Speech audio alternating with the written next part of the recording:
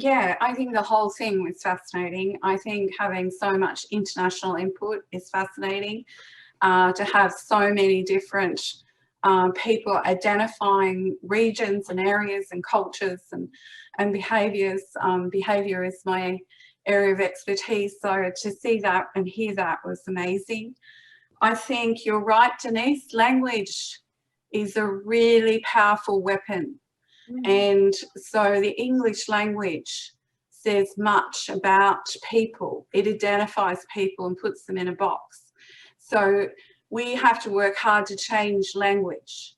In Aboriginal culture, we don't traditionally, if you look at, we identify in the language names about 30 different growth cycles of a child, of a person.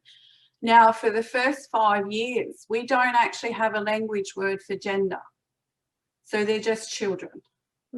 So these are the differences you find in cultures, in collective cultures specifically. And so that's why that gender specific, that gender identified, that language that identifies and puts people in those boxes doesn't exist as strongly in collective cultures like the Aboriginal. So I was working with a group to develop some resources that actually we went through and identified the fact that we didn't have language names for the first 5 years and all that sort of thing. So this has sort of inspired me to go back to those resources and get them out there.